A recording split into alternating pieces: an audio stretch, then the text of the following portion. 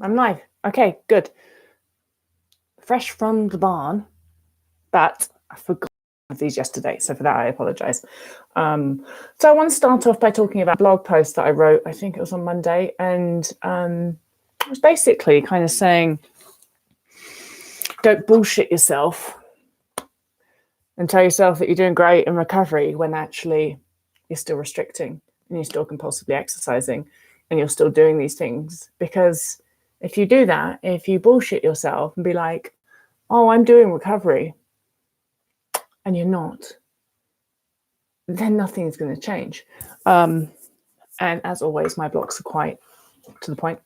And like I have a lot of people like, you can't please everybody. That's what I know. I definitely learned that. A lot of people like, yep, need an ass kicking. That's what I need. And then some people kind of like, well, that was mean and that was harsh, and recovery is not that easy. And it's not that I don't want to recover, it's just that it's not easy and I can't. And so I'd like to address that because, number one, I never said recovery was easy in that blog. I said you have to do it. Those are two different things. Number two, if you're sitting there saying, I can't do this, what the fuck are you expecting to happen? It's like there's no can or can't. You have to do it. Otherwise you won't recover and you'll probably die.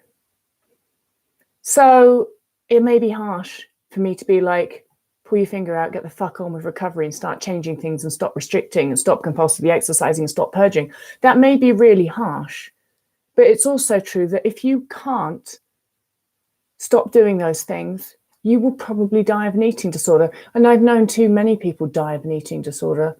So I'm sick of kind of like sugarcoating stuff and being like, oh, well done. You ate a bagel. Amazing.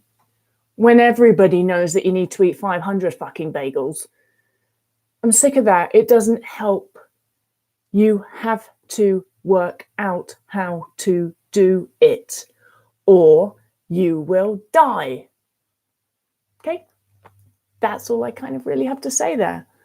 And if you don't like that message, then go and find somebody else to read blogs or watch or anything that's going to be like much nicer. Because it's not going to be me. I am not here to make people, I don't care if people like me or not. Like, look at me, I didn't even brush my hair and I've got yard clothes on and no makeup. I don't give a fuck what people think. I really don't. I'm not here to make people like me. I'm here to tell people the truth, whether they want to hear it or not. All right, so let's have a look. Somebody called Anna, and I really can't pronounce that first bit. It looks maybe Swedish to me, not that I know. Hey, do you think it's okay to gain weight fast after being extremely underweight for 6 years, but still purging because you're eating too much at once? So wait a minute. Extremely underweight for 6 years, but still purging because you're eating too much at once. I don't even know where the fuck to start, Anna. Well, if you're purging, you're not in recovery.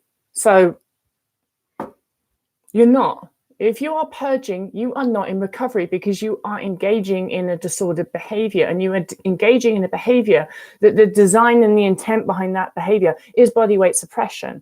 And so if you are still acting on behaviors, the reinforced body weight suppression, you're not recovering. Nothing's going to change in your brain. The fear of weight gain is not going to go anywhere. And you're asking me a question there, which is basically, can I trust my body? But and most of us who have an eating disorder, we have this learned and wired notion that we can't trust our bodies to control our food intake and our weight. So you're asking me a question which is like, can I trust my body? And of course, I'm going to tell you, yes, you can trust your body. But the actions that you are taking, the action of purging, is acting as if you don't trust your body, because you're only purging because you're worried that you're gaining weight too fast and you're worried that you're eating too much food. And so whilst you're purging, me telling you, yeah, you can trust your body, is not going to change your brain, because your brain learns from your actions, and your actions are acting as if you don't trust your body.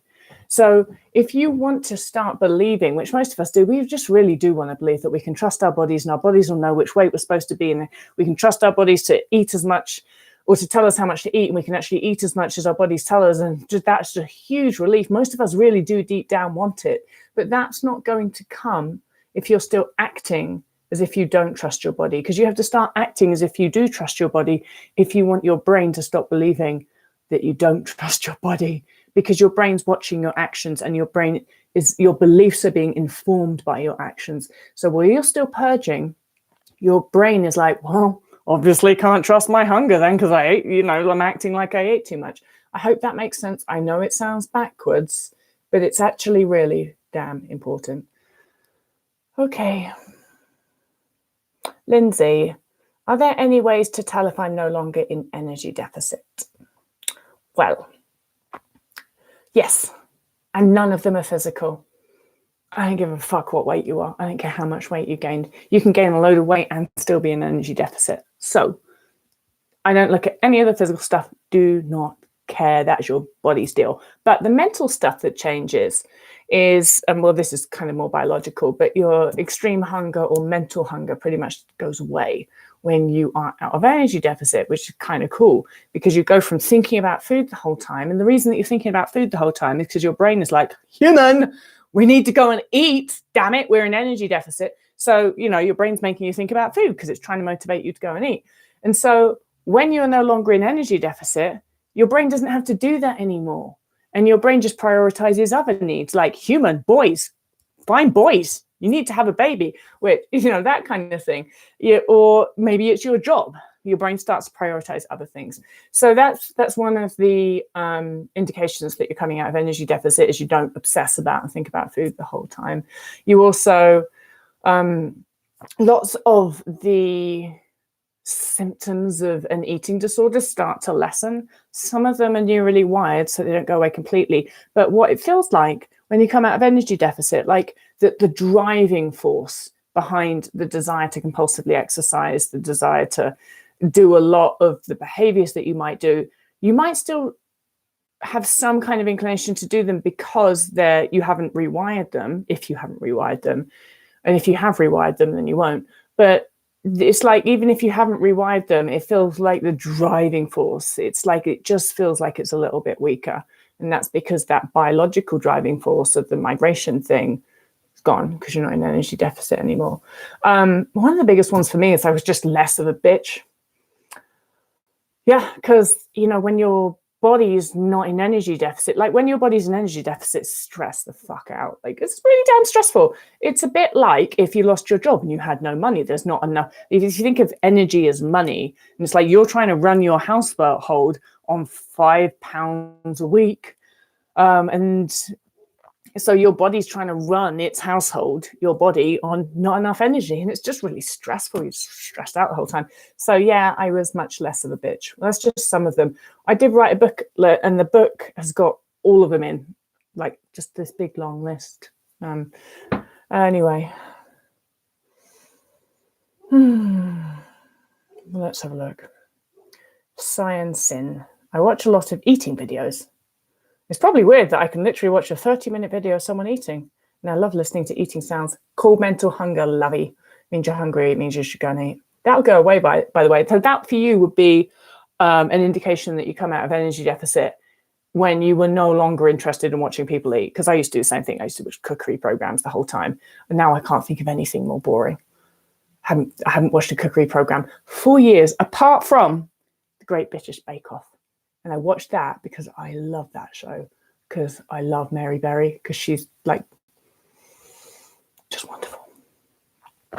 And also, but even then watching that show, I'm less interested. I don't care what they're baking as much. It's just like quite nostalgic and stuff like that. So I do watch that once a year.